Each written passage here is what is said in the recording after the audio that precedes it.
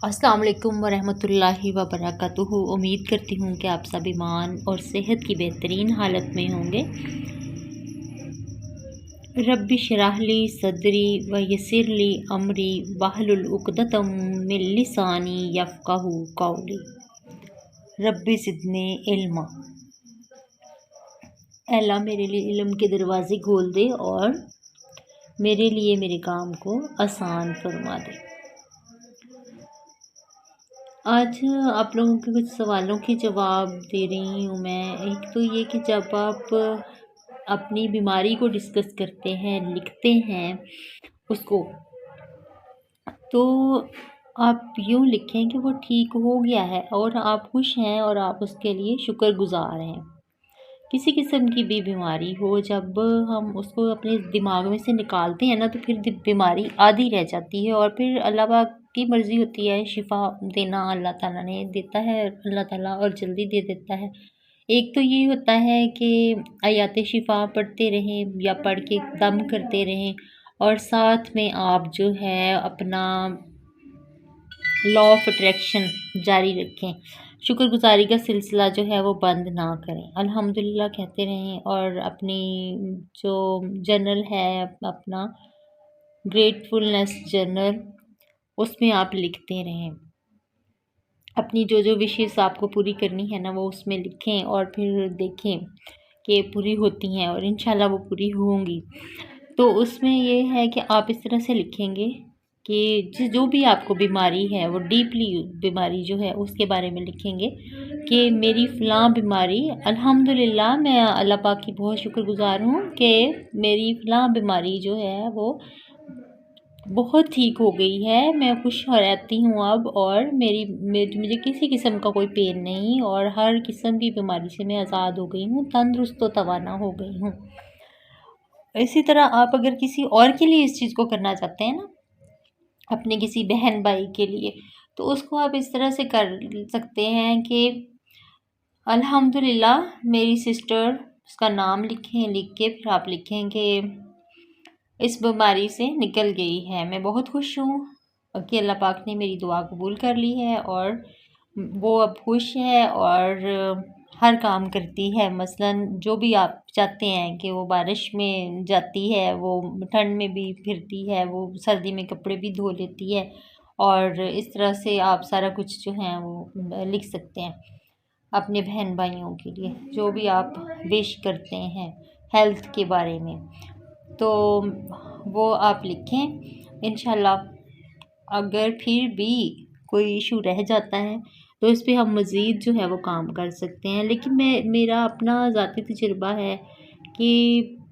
मेरे तो अल्हम्दुलिल्लाह 10-15 दिन में ही काम जो है वो हो जाते हैं। तो आपकी इस पे आपकी फीलिंग्स का बहुत बड़ा जो होता है ना, वो असर होता है। तसव्वुर करें और महसूस करें, उस चीज़ को विजुलाइज़ करके देखें कि जब आप लिख रहे हो ना, ऐसा लगे कि वो चीज़ें आपके सामने हैं। आप अपनी सिस्टर को, अपने आप को खुशहाली में देख रहे हैं, जैसा आप चाहते हैं वैसा।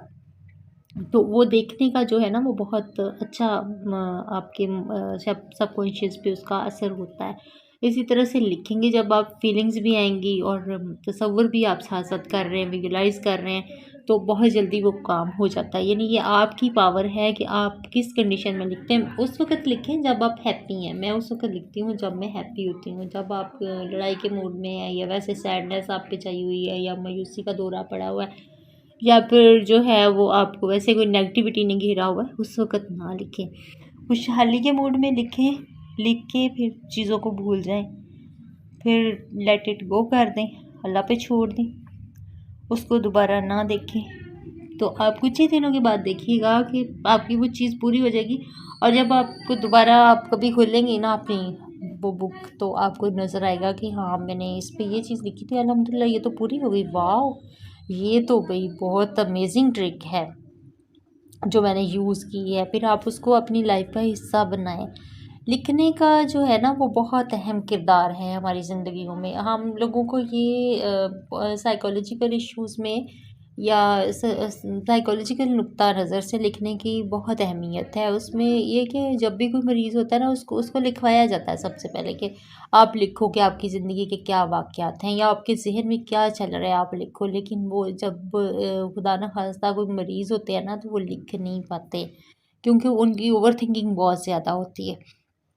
लेकिन ये टेक्निक जो है वो उससे भी आगे की टेक्निक है।